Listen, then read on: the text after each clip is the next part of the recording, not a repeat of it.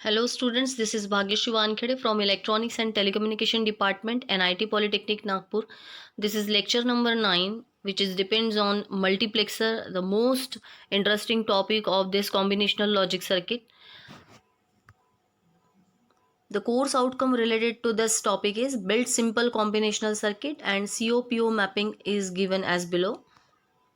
Learning outcomes means after completion of this topic, you will be able to understand the meaning and requirement of multiplexer, understand the circuit requirements and gate requirements. You will be able to design the combinational logic circuit of multiplexer using logic gates. Now what is the meaning of multiplexer? आपने बहुत बार सुना होगा कि communication circuits में ऐसी बहुत बार ज़रूरत होती है कि बहुत सारे लोग एक ही लाइन पे डेटा ट्रांसमिट करने की कोशिश करते हैं। जैसे टेलीफोनी में या मोबाइल नेटवर्किंग में हम बहुत सारे लोग एक ही इंसान को कांटेक्ट करने की कोशिश करते हैं। इसका मतलब बहुत सारे जो यूज़र्स हैं, they have to transmit their data on a single line. इस वक्त नंबर ऑफ वायर्स को मिनिमाइज करने के लिए और टाइम को बचाने के लिए जो मेन सर्किट यूज़ किया जाता है, that circuit is called as multiplexer. Multiplexer का मतलब होता है more number of inputs can be transmitted on a single output line, यानी मेनी टू वन। आपको कॉन्सेंट्रेट करना है मल्टीप्लेक्सर। मल्टी मीन्स मेनी, यानी स्टार्ट ही आपका नाम से ही हो रहा है। आपको ध्यान में रखने के लिए बहुत आसान है कि multi means many to one. So multiplexer is a circuit which selects one of the many sources at a time. बहुत सारे इनपुट में से कोई एक इनपुट को सिलेक्ट करना और उसको आउटपुट लाइन पे भेजना, but this needs some kind of circuitry, और उस सर्किटरी का नाम है सिलेक्ट लाइंस। सिलेक्ट लाइंस की हेल्प से हम बहुत सारे इनपुट में से कोई एक इनपुट सेलेक्ट करते हैं और उसे आउटपुट लाइन पे भेज देते हैं। So advantages of this multiplexers are, it reduces number of wires, it reduces circuit complexity and cost, it simplifies the logic design, and we can implement many combinational logic circuits using mux। और speciality इस multiplexer की ये है कि without using के map we can design the circuit। Now what are the types of multiplexers? So multi means many, तो हमेशा आप लोगों को दिखेगा कि many इनपुट से वन आउटपुट की तरफ जाने वाले सर्किट को ही मल्टीप्लेक्सर कहा जाता है। तो इसलिए आपको इनपुट साइड में ज़्यादा नंबर दिखेंगे और आउटपुट साइड में always you will find one. So तो टाइप में देखिए 2:1 मल्टीप्लेक्सर, 4:1 मल्टीप्लेक्सर, 8:1, 16:1, 32:1। और आप ऑब्जर्व कीजिए कि ये सारे जो नंबर्स है 2, 4, 8, 16, 32, ये सभी 2 के पावर में आते हैं। यानी 2 का पावर 1 2 होता है, 2 का पावर 2 4 होता है, 2 का पावर 3 8 होता है, 2 का पावर 4 16 होता है और 2 का पावर 5 32 होता है। सो ये जो 2 टू द पावर होता है, that is nothing but number of select lines use in that circuit. Students, अभी हमने मल्टीप्लेक्सर का मीनिंग समझ में आया कि multiplexer is a device which can convert और which can transmit many inputs, है ना, बहुत सारे इनपुट्स को एक सिंगल लाइन पे ट्रांसमिट करना, यानी मल्टीप्लेक्सर। और कम्युनिकेशन इलेक्ट्रॉनिक्स में इस चीज़ का बहुत ज़्यादा इम्पॉर्टेंस है, जहाँ पे बहुत सारे इनपुट लाइन की इन्फॉर्मेशन एक सिंगल लाइन पे हमें ट्रांसमिट करना ज़रूरी होती है। तो उस वक्त में मल्टीप्लेक्सर का मतलब है मेनी इंटू वन। आपको यही ध्यान में रखना है कि मेनी इंटू वन। अभी आपने टाइप्स भी देखे हैं, 2:1, 4:1, यानी 2 से 1 में, 4 से 1 में, 8 से 1 में, 16 से 1 में, 32 से 1 में, यानी 2:1, 4:1, 8:1, उसके बाद 16:1, उसके बाद में 32:1। तो आप थोड़ा सा ऑब्जर्व कीजिए कि आपको एक चीज़ पता चलेगी कि 2:1, 4:1, 8:1, 16:1, ये वही नंबर है जो हमेशा 2 के पावर में ही होते हैं। जैसे 2:1, 2 ये जो नंबर मिला है हमें, ये 2 टू द पावर 1 की वजह से मिला है। 4:1 करेंगे तो 2 टू द पावर 2 की वजह से 4 बनता है। 2 टू द पावर 3 करेंगे तो 8 बनेगा, तो 8:1। तो हमेशा बाइनरी के बेस को लेके ही इसमें काम होता है। तो आप अभी थोड़ा ऑब्जर्व कीजिए कि मल्टीप्लेक्सर हम कैसे डिज़ाइन करते हैं। सो अगर मुझे 2:1 मल्टीप्लेक्सर डिज़ाइन करना है तो सबसे पहले मुझे पता होने चाहिए कि इनपुट कितने हैं। सो 2:1, लेफ्ट हैंड साइड वाला डेटा हमेशा इनपुट शो करता है और राइट हैंड साइड वाला डेटा हमेशा आउटपुट शो करता है। तो यहाँ पे 2 इनपुट है और 1 आउटपुट है। हमेशा मल्टीप्लेक्सर में output value will be always 1। Input हमेशा चेंज होगा, आउटपुट हमेशा 1 ही रहने वाला है। So number of inputs that is n is equal to 2, number of outputs y is equal to 1, क्योंकि y ये इंडिकेट करता है आउटपुट के लिए। और number of select line, this plays very important role, select line, क्योंकि कौन से नंबर का इनपुट हमें सिलेक्ट करना है और वो आउटपुट पे भेजना है, ये हमेशा सिलेक्ट लाइन ही सिलेक्ट करता है। So select line is indicated by letter m, और यहाँ पे उसकी वैल्यू कितनी है 1। वो कैसे? क्योंकि एक रिलेशन होता है सिलेक्ट लाइन और नंबर ऑफ इनपुट्स के बीच में। 2 to the power select lines is equal to n।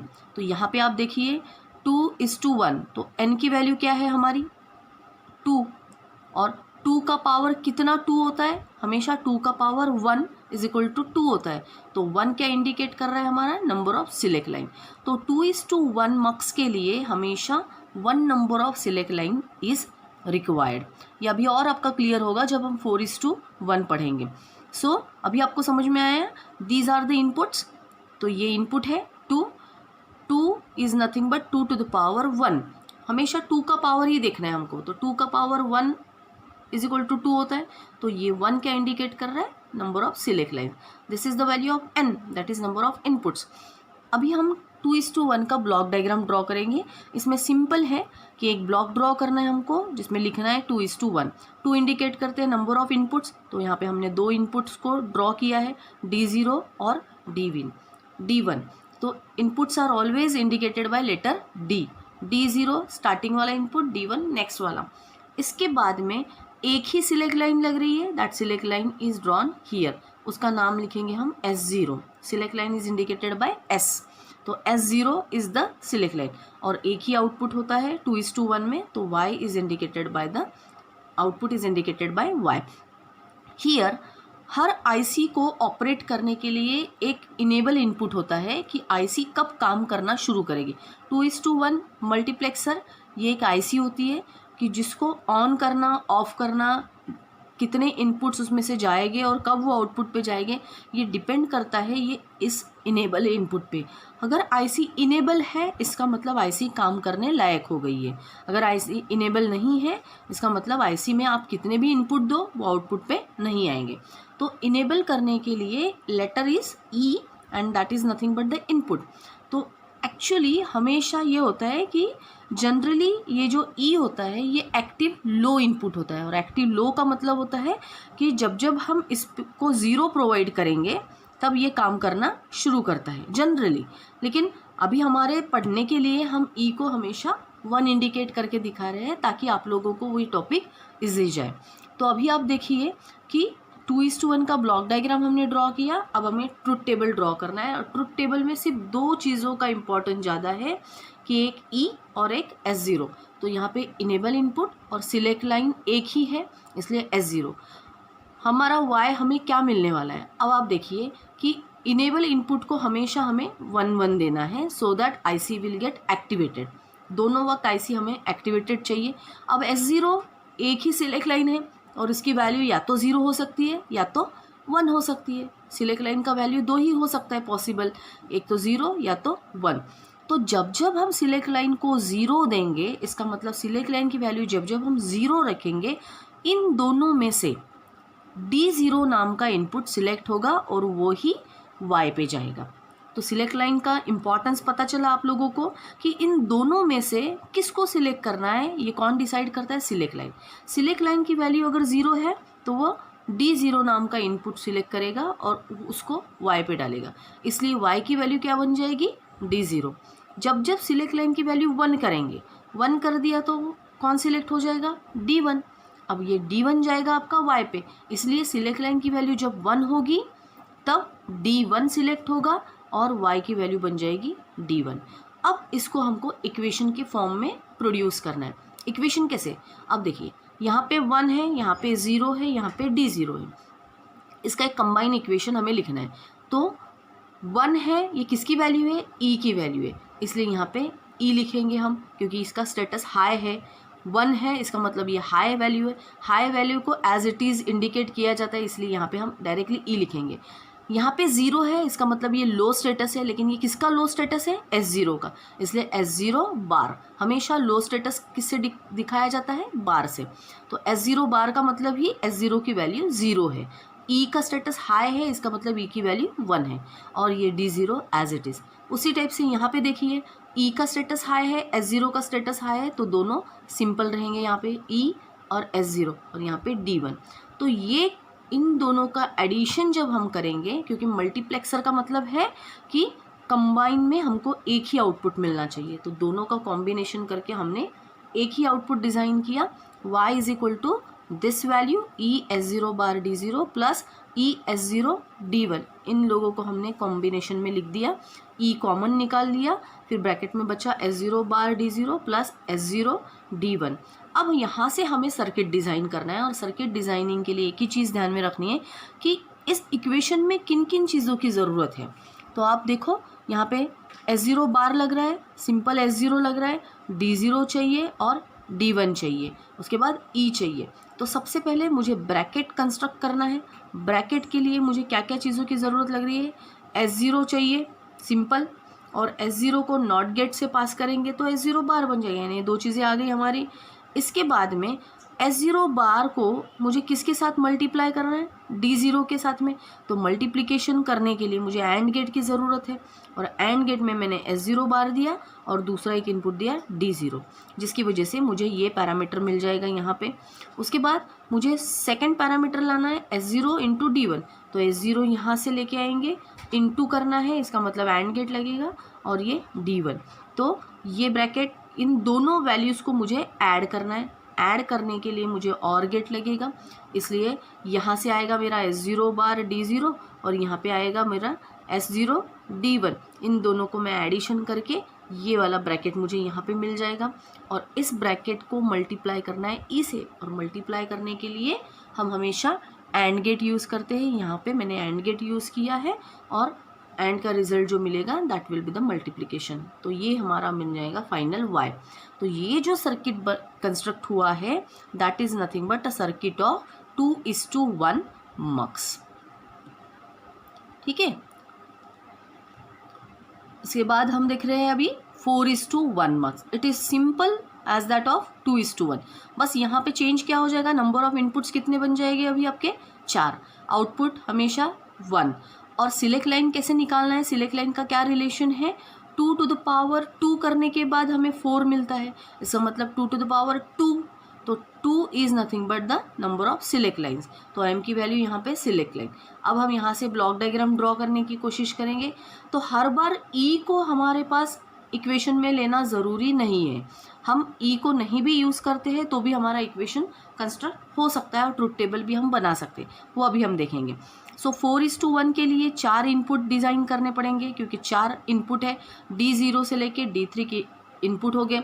1 is the output, तो 1 आउटपुट हो गया। उसके बाद नंबर ऑफ सिलेक्ट लाइन हमने निकाली है कि 4 कैसे बने, 2 टू द पावर 2 करने के बाद, इसलिए नंबर ऑफ सिलेक्ट लाइन्स 2 हो गई, एक S0 और एक S1। अब यहाँ से हमारा मेन काम शुरू हो जाता है ट्रुथ टेबल को डिज़ाइन करना।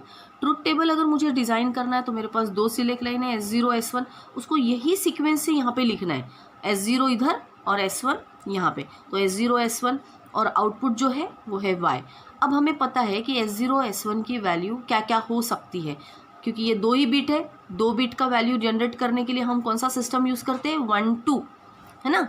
हमेशा 3 बिट का सीक्वेंस जनरेट करने के लिए 1 2 4, और 4 बिट का सीक्वेंस करने के लिए 1 2 4 8, लेकिन यहाँ पे हमारा 2 ही बिट है, इसका मतलब हम 2 ही बिट यूज़ करने वाले हैं, 1 2। अब इसका मैक्सिमम वैल्यू कितना होता है, 3, है ना, यानी 3 का मतलब 1 1, तो हम 0 से लेके 3 तक जाएंगे। तो सबसे पहले वैल्यू होती है 0 0, उसके बाद 0 1, फिर 1 0 और 1 1। तो ये हमेशा आपको याद ही करना है कि 2 बिट नंबर के लिए ये आप ऑलरेडी पढ़ चुके हो, 0 0 0 1 1 0 1 1, 0 0 का मतलब 0, 0 1 का मतलब 1, 1 0 का मतलब 2 और 1 1 का मतलब 3। तो तो अभी आप देखिए कि जैसे ही हम यहाँ पे 0 0 देते हैं, इसका मतलब हमने कौन सा सिलेक्ट किया है, 0 नंबर, तो D0 y पे चला जाएगा, इसलिए y की वैल्यू D0 बन जाएगी। जब हम यहाँ पे 0 1 देते हैं, 0 1 का मतलब होता है 1, तो D1 सिलेक्ट हो जाएगा और D1 यहाँ पे चला जाएगा, तो y की वैल्यू उस वक्त हो जाएगी D1। फिर हम 1 0 देते हैं, s की वैल्यू 1 और s0 की वैल्यू 0, तो 1 0 का मतलब होता है 2, इसका मतलब सेकंड नंबर का लाइन सिलेक्ट हुआ है, तो D2 सिलेक्ट हुआ है, D2 को भेजना है अभी आउटपुट पे, तो यहाँ पे D2 चला जाएगा y पे। और जब हम सिलेक्ट लाइन की वैल्यू 1 1 देते हैं, ये भी 1 और ये भी 1, 1 1 का मतलब होता है 3, तो D3 सिलेक्ट हो जाएगा और वो y पे चला जाएगा। तो यहाँ पे देखिए आप y की वैल्यू D3 बन गई है। और इससे हम बाद में हमारा सर्किट डिज़ाइन करेंगे। दोनों का वैल्यू लो है, इसका मतलब S1 बार S0 बार इंटू D0। यहाँ पे S1 का वैल्यू लो है, S1 बार S0 सिंपल है 1 है, इसका मतलब S0 और D1। यहाँ पे 1 S1 का वैल्यू 1 है, इसलिए S1 as it is, S0 का वैल्यू 0 है, जिसका वैल्यू 0 होता है उसके सर पे हमको बार लिखना है, ठीक है। और D0 यहाँ पे दोनों सिंपल है, इसका मतलब S1 S0 इंटू D3। फिर इन चारों का हमको एडिशन करना है और ये फाइनल हमारा इक्वेशन y का बन जाएगा। और इस इक्वेशन से हमें अभी सर्किट डिज़ाइन करना है। तो सर्किट के लिए क्या क्या चीज़ों की ज़रूरत लग रही है, मुझे S0 चाहिए, S0 बार चाहिए, S1 चाहिए, S1 बार चाहिए। तो यहाँ पे देखिए S1 का बार करने के लिए S1 का इन्वर्स करना है, तो मुझे नॉट गेट से पास करना पड़ेगा। तो नॉट गेट का काम ही होता है कि सिंपल अगर नंबर उसमें से पास होता है तो उसका इन्वर्स हमें मिलता है। तो S1 पास करेंगे तो हमें S1 बार मिलेगा, S0 पास करेंगे तो ये लाइन हमें S0 बार वाला वैल्यू देगा। तो अब हमें क्या क्या चाहिए, सबसे पहले ये वैल्यू कंस्ट्रक्ट करना है। तो S1 बार S0 बार D0 इनका मल्टीप्लिकेशन चाहिए। मल्टीप्लिकेशन के लिए मुझे एंड गेट चाहिए। तो ऐसे कितने एंड गेट लगने वाले हैं, 1 2 3 4। तो मैंने यहाँ पे 4 एंड गेट यूज़ किए हैं। पहले एंड गेट में क्या क्या इनपुट देना है, S1 0, S1 बार S0 बार D0। तो देखिए यहाँ पे S1 बार S0 बार और D0। दूसरे एंड गेट में S1 बार S0, तो S1 बार और ये S0, उसके बाद ये D1। तीसरे एंड गेट में मुझे चाहिए S1 S0 बार और D2। तो यहाँ पे देखिए S1 ये S1 S0 बार और ये D2। और चौथे एंड गेट में S1 S0 D3। तो यहाँ पे देखिए S1 S0 और D3। और फिर इन चारों एंड गेट के आउटपुट का मुझे एडिशन करना है। तो यहाँ पे चारों एंड गेट के आउटपुट का जो एडिशन करने के लिए हम और गेट यूज़ करते हैं और that will give you the final output y। इस टाइप से हम 4:1 मार्क्स को भी डिज़ाइन कर सकते हैं। अब बहुत ही इम्पॉर्टेंट प्रॉब्लम को मैं यहाँ पे लेने की कोशिश कर रही हूँ ताकि जो एग्ज़ाम पॉइंट ऑफ व्यू बहुत इम्पॉर्टेंट है। हमेशा एग्ज़ाम में पूछा जाता है कि रियलाइज यूजिंग 8:1 मार्क्स और इक्वेशन दिया है function is equal to summation of mean term 0 3 4 7। बहुत बार ये होता है कि जैसे ही इक्वेशन को देखा जाता है सबको लगता है कि ये के मैप का प्रॉब्लम है और के मैप सॉल्व करना है, लेकिन प्रॉब्लम क्या दिया गया है सबसे पहले आप उस पर कॉन्सेंट्रेट कीजिए। आपको बोला गया है कि रियलाइज यूजिंग 8:1 मार्क्स, यानी आपको मल्टीप्लेक्सर ड्रॉ करना है और मल्टीप्लेक्सर का यूज़ करके इस इक्वेशन को सॉल्व करके दिखाना है, ठीक है। The technique is very simple. अभी आप देखिए यहाँ पे 8:1 मार्क्स का है, इसका मतलब 8 इनपुट्स होने चाहिए और एक आउटपुट होना चाहिए। तो यहाँ पे मैंने मल्टीप्लेक्सर ड्रॉ किया है जिसमें 8 इनपुट है, D0 से लेके D7 तक ये 8 इनपुट हो गए।